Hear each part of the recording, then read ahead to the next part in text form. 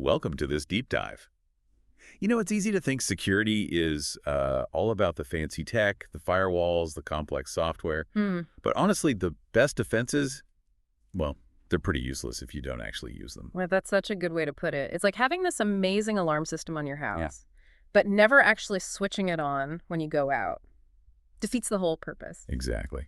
And, well, that's really why we're zeroing in today on Clause 8 of ISO IEC 27001.2022. It's titled Operation.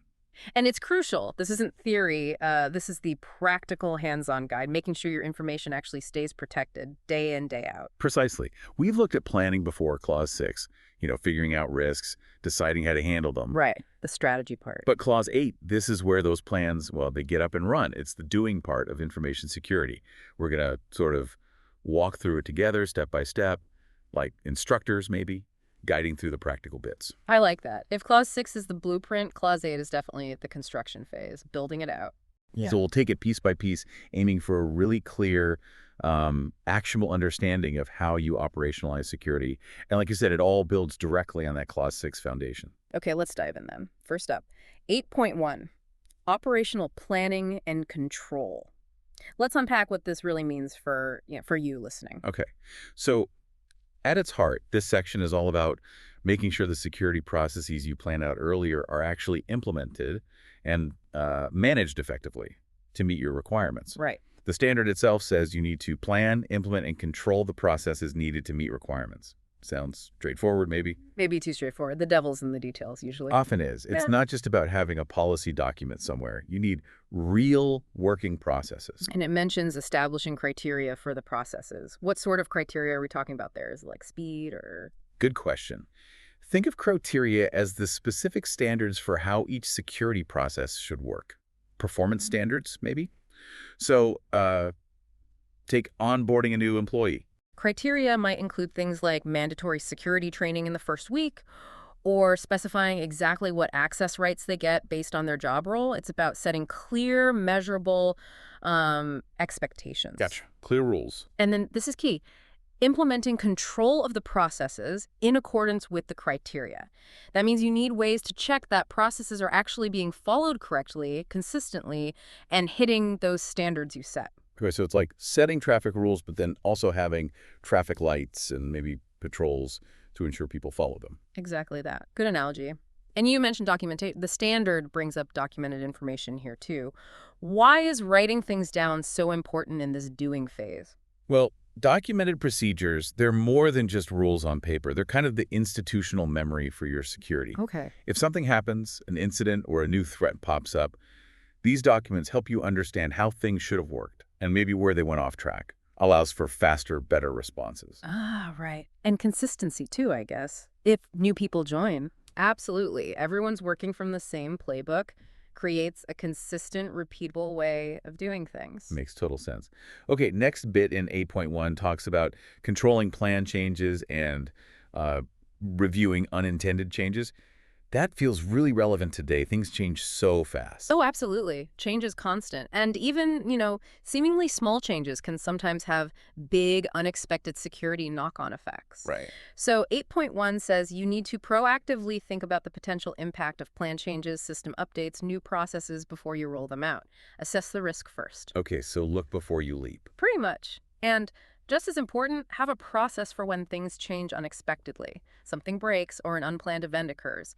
You need to be able to quickly see what happened, review the impact, and crucially, take action to limit any damage. Like if a quick config change accidentally opens a firewall port, you need to spot that fast. Exactly that kind of thing. So it's being proactive with planned stuff, but also really agile when the unexpected happens. Right. Forward-thinking and reactive, both. Okay, the last bit of 8.1 mentions externally provided processes, products, or services. Suppliers, third parties. Almost everyone uses them. Almost unavoidable today. And your security perimeter, it doesn't just stop at your own walls anymore, does it? No. These external providers, they become an extension of your security.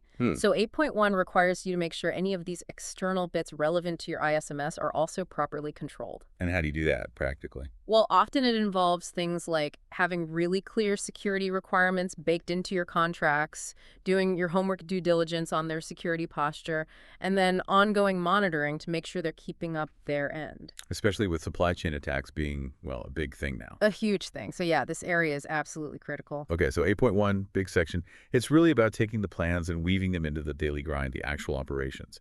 Clear procedures, documentation, keeping an eye on changes, and managing those third-party risks. That's a great summary. Right. Let's move to 8.2 then. Information security risk assessment. Now, hang on. Didn't we already do risk assessment back in Clause 6? Why is it popping up again here in operations? Ah, that's a really good question. And it points to something fundamental about ISO 27001, risk assessment. It's not a one-time thing you just tick off a list. It's actually an ongoing operational activity. Think about it. The threat landscape changes constantly, right? New vulnerabilities pop up. Your own business changes. Yep. So Clause 8.2 says, look, you need to do these information security risk assessments at planned intervals, maybe annually or whatever makes sense for you, and whenever significant changes happen or are proposed. So it's like constantly checking the security weather forecast just because it was clear yesterday. Exactly. Doesn't mean it's clear today. It's a continuous checkup on your risks. You can't just identify them once and forget about them. Okay, makes sense. And it says these ongoing assessments should take into account the criteria from 6.1.2a. Can you just quickly remind us what that was about? Not the whole thing, but the gist. Sure. We don't need to revisit all the details, but the core idea from 6.1.2a was about establishing how you approach risk, your risk acceptance criteria, the method you use for assessments. Right, the ground rules. Exactly. So 8.2 is saying stick to those same ground rules, that same framework. When you do these ongoing operational assessments, it ensures consistency over time. You're not changing how you measure risk every few months. Got it. Keep the measuring stick the same. And like 8.1, documentation comes up again. Retain documented information. What records are we talking about here? Yeah, you need to keep track of the results of these ongoing assessments. What risks did you find this time? How did you analyze them? Impact, likelihood? What are the resulting risk levels? Have things changed since last time? So the history matters. Absolutely. That documented history is gold. It helps you see if your controls are actually working, and it informs your future decisions about risk treatment. It's basically your audit trail for risk. Okay, so 8.2. Keep checking for risks regularly, systematically, use the same approach you decided on earlier, and write down what you find. You got it. Keeps your finger on the pulse. Right. Now, that brings us neatly to the final part of Clause 8 we're covering, Section 8.3, Information Security Risk Treatment. Again, we planned this in Clause 6, so what's the focus here in operation? Okay, so if 8.2 is about reassessing the risks, 8.3 is where the rubber meets the road for dealing with them. It's about taking those risk treatment plans you developed back in Clause 6. The ones saying how we'd fix things or reduce the risks. Precisely, and actually doing it, implementing them. The standard is super direct here. The organization shall implement the Information Security Risk Treatment Plan. Full stop. Ah, okay. So no wiggle room. Not really. All those controls you decided on, maybe implementing new tech, maybe training staff differently, maybe getting cyber insurance, this is where you actually put those things into action. It's the doing of risk mitigation.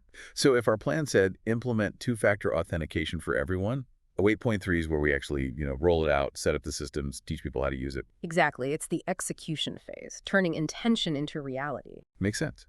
And, surprise, surprise, there's a requirement for documented information here too.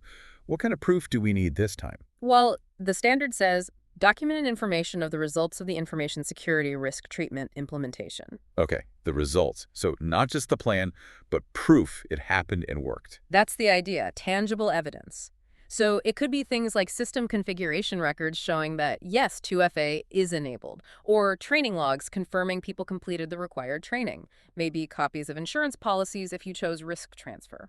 Gotcha. Proof that the treatment is in place and operational. Exactly, showing that you've actively reduced those risks you identified. Okay, wow. So let's try and quickly recap Clause 8 operation as we've kind of walked through it. Go for it. First, 8.1 is about making security plans real through day-to-day operational planning and control procedures, documentation, change management, suppliers.